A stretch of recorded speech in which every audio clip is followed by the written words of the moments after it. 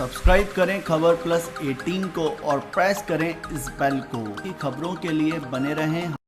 उससे आप क्या होगा? नहीं, मैं तो यही चाहता हूँ कि जिस पार्टी के हम लोग इतने सालों से काम कर रहे हैं, मेरे सर के पिताजी 40 साल से राजस्थान में बदकिस्मती से हम लोग कभी रिपीट नहीं कर पाते और हम सभी चाहते हैं कि यहाँ पर हमारे को दोबारा का आशीर्वाद प्राप्त हो।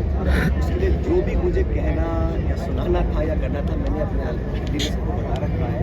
अब समय में देखते हैं आगे क्या होगा। सचिव राम सिंह कसवा ने प्रेस कॉन्फ्रेंस में बताया कि सचिन पायलट हिंदी की भाषा बोल रहे हैं, बीजेपी के टूल बन रहे हैं।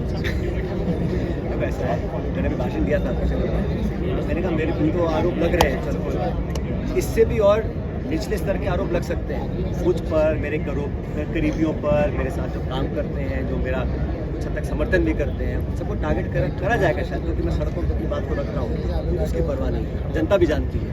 और कौन क्या है, किसकी क्या कार्यशैली रही है, किसका क्या इतिहास है, किसकी कितनी इंटेग्रिटी है, कितनी निष्ठा है, ये सभी जानते हैं। और कमिटमेंट क्या है, मैंने कांग्रेस पार्टी के लिए केरल से लेकर कन्याकुमारी तक ऐसा कोई प्रदेश नहीं जाके प्रचार किया। और जब जहाँ सबसे कठिन चुनौती होती है, चाहे वो बिहार है, यूपी है, बंगाल है, जहाँ कांग्रेस पार्टी का समय कमज़ोर है, वहाँ जाकर भी हमने दिन रात मांगर खून पसीना खाए, कांग्रेस पार्टी के लिए समर्पित भाव से काम किया।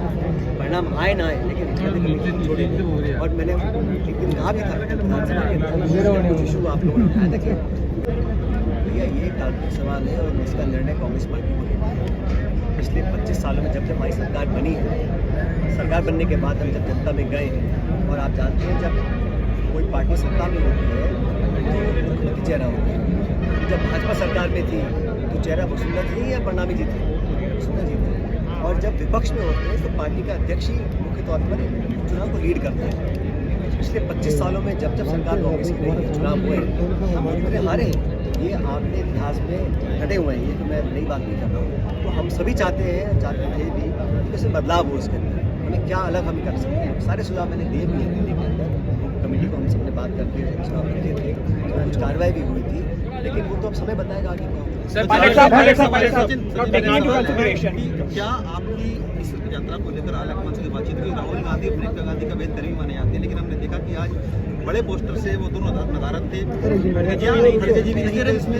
रीजन बिहाइंड दिस और there is a communication gap between you and the high command. आप जानते हैं कुछ महीने पहले मैंने किसान सभाएं करी थी 5 या 6, और उस समय मैंने केंद्र सरकार से मांग रखी थी कि जो आपने एमएसपी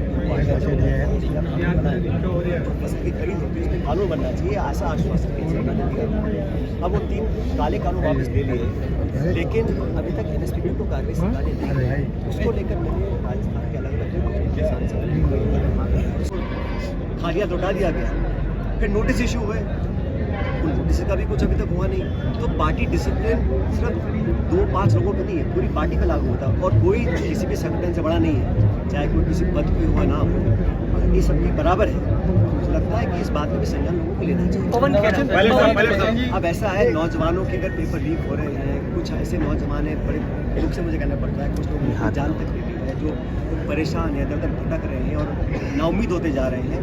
उनके जीवन से अगर खिलवाड़ हो रहा है, मैं इसको दोष नहीं दे रहा हूँ।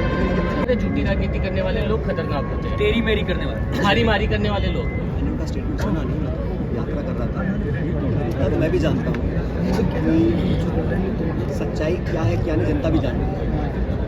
सिर्फ अखबार में छापने से या खबर फैलाने से या मन से भाषण देने से सच्चाई बदलती नहीं है। सच्चाई वही है, जनता पब्लिक सब जानती है, मुझसे आपसे ज़्यादा जानती है। मैंने हमेशा ही मर्यादा में रहकर विरोध किया है। आप सब जानते हैं कि अमर्यादित भाषा कौन बोले, कितनी बार बावजूद उसके मैंने हमेशा सम्मान से बात की है, चाहे प्रतिनिधि हो, चाहे प्रतिस्पर्धा वाले व्यक्ति हो, किसी भी दल की हो, चाहे विपक्ष हो, चाहे पक्ष हो, हमेशा मैंने मान सम्मान के साथ अगर विरोध भी किया है तो बड़ी सब्र भाषा का इस्तेमाल किया है। और इसीलिए मैं कहना चाहता हूँ कि बजाय इसके कि जो मुद्दे उठा रहे हैं आप उन्हीं पर आरोप जड़ दो और उन्हीं पर टारगेट करो, बेहतर तो ये होगा कि हमने जो कहा है उस पर करके दिखाएं। क्या आप इन अटकलों पे विराम लगा सकते हैं? आप सबको अटकल लगाने की ज़रूरत नहीं है, जो हो रहा आपके सामने हो रहा है, और मैं जो भी वार्ता करता हूँ सब कुछ सामने रख के करता हूँ। मैं लुका छिपी का गेम नहीं खेलता, मैं जो बोला है आपके सामने बोला है, मेरा डबल मीनिंग का कोई मतलब नहीं है। मैंने अपनी बात को बार बार रखा, लिखित में रखा। मेरी मांग सैद्धांतिक है, व्यक्तिगत नहीं है। और पद की आशा और बहुत ज़्यादा आकांक्षा कम से कम मेरे पे को आरोप नहीं लगा सकता। भगवान ने बहुत कुछ अब तक दिया है, देखने सीखने को, बड़े पदों पर हम लोग रह चुके हैं और हमारी पॉलिटिक्स के बारे में सब लोग जानते हैं। कोई मेरा और विरोधी भी हो उंगली नहीं कर सकता हमारी निष्ठा पर, ईमानदारी पर और हमारे काम करने के तरीके पर। लेकिन जो पब्लिक इश्यूज़ हैं वो तो हमें उठानी है। लोकतंत्र में, लोकशाही में अगर जनप्रतिनिधि हैं तो बात तो सुननी पड़ेगी। और मुझे लगता है कि आने वाले समय में नौजवानों के अंदर जो भावनाएँ हैं, और ये किसी जाति या प्रांत या भाषा या समुदाय की बात नहीं, ये नौजवान हमारे देश की सबसे बड़ी पूंजी है। अगर इनकी भावनाओं का सम्मान नहीं करेंगे, इनके संरक्षण में संघर्ष नहीं करेंगे, इनको अपने हाल पे छोड़ देंगे, तो मायूसी और जो हाल आज है ग्रामीण क्षेत्र में और शहरों में बहुत नौजवानों से मिला हूँ।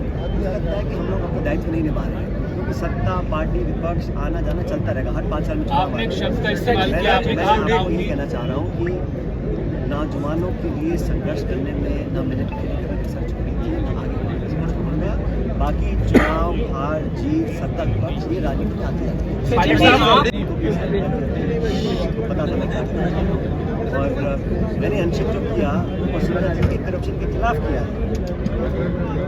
मुझे समझ में नहीं आता ये पार्टी के अनुशासन को लांघने का केस कैसे बनता है। पार्टी का अनुशासन को लांघा गया था 25 सितंबर को, जब सोनिया गांधी जी के एक्सप्रेस आदेश थे कि दोनों प्रभारी हमारे मीटिंग कॉल करी गई।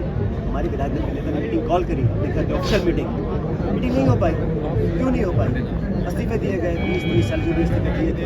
और स्पीकर साहब ने कहा कोर्ट में कि वो इस्तीफे रिजेक्ट करने पड़े, क्योंकि वो इस्तीफे अपनी मर्जी से नहीं दिए गए। किसकी मर्जी से दिए गए?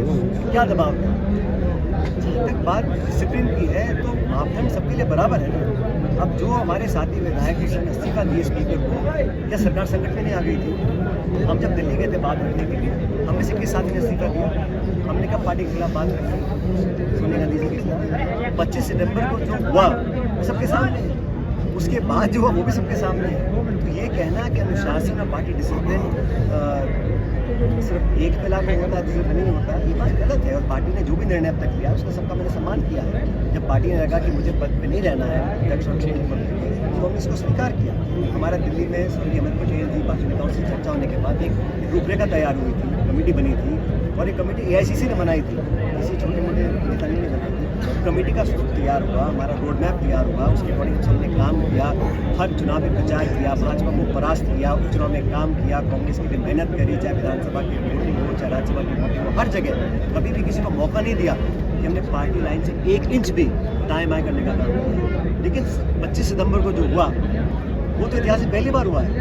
कांग्रेस पार्टी के इतिहास में पहली बार हुआ कि कांग्रेस अध्यक्ष के जो नुमाइंदे जा रहे हैं उनकी अवमानना हो, उनको बेइज्जत